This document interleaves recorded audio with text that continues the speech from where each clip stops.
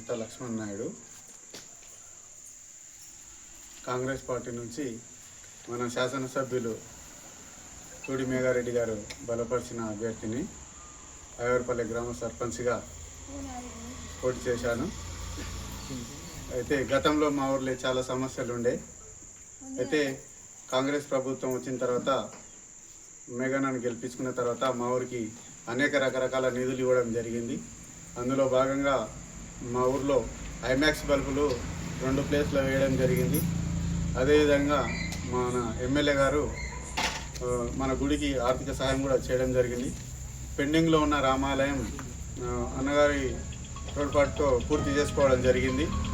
అలాగే యాదవులది ఒకటి గుడి కూడా పెండింగ్లో ఉండే, దానికి కూడా అన్న ఆర్థిక సాయం చేయడం వలన అది కూడా పూర్తి చేసుకోవడం జరిగింది. అదేవిధంగా మన గ్రామంలో రోడ్లు మోరీలు ఇబ్బంది ఉండే. ఇక్కడ బీసీ కాలంలో ఒక్క రోడ్డు కూడా లేకుండే. ఇప్పుడు మేఘన్న సహకారంతో ఇక్కడ ఉన్న బీసీ కాలనీ కంప్లీట్గా సీసీ రోడ్లు పూర్తి చేయడం జరిగింది.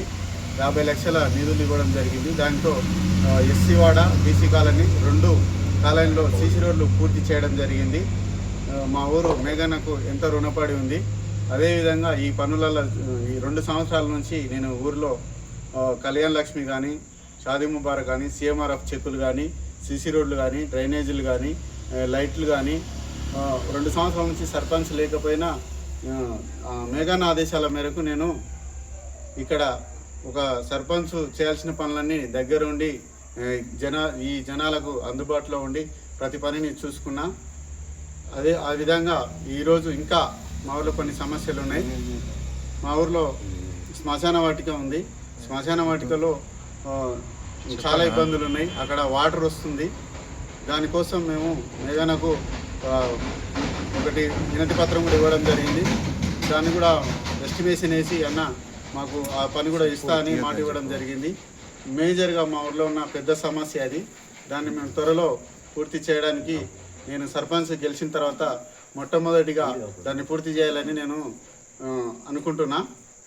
ఈ గ్రామ ప్రజలకు కూడా ఆ విషయంలో చాలా ఇబ్బందులు ఉన్నాయి, అందరికీ తెలుసు. ఎంతో మా ఊరికి అవసరమైనది ఆ పని.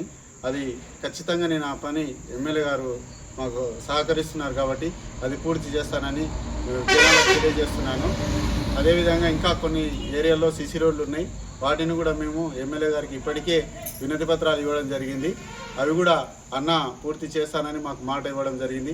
అదేవిధంగా మా గ్రామ పంచాయతీ బిల్డింగ్ కానీ, హెల్త్ సెంటర్ కానీ లేకుంటే అవిటికి కూడా మేము ముగ్గులు కూడా పోయడం జరిగింది.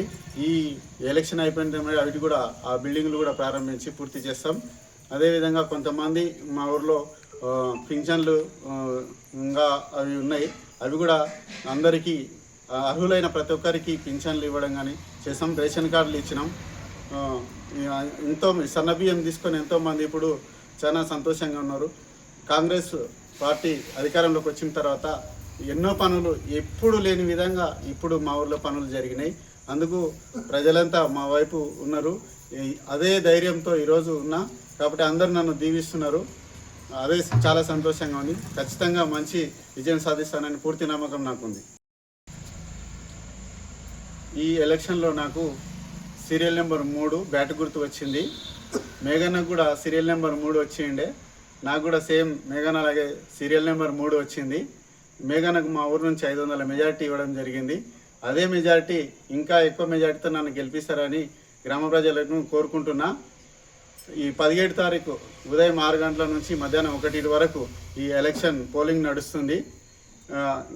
ఆఫ్టర్ లంచ్ కౌంటింగ్ 2 గంటల నుంచి స్టార్ట్ అవుతుంది. మీకు వార్తలు రాయడం, విశ్లేషణ చేయడం వచ్చా? అన్యాయాన్ని ప్రశ్నించడం తెలుసా?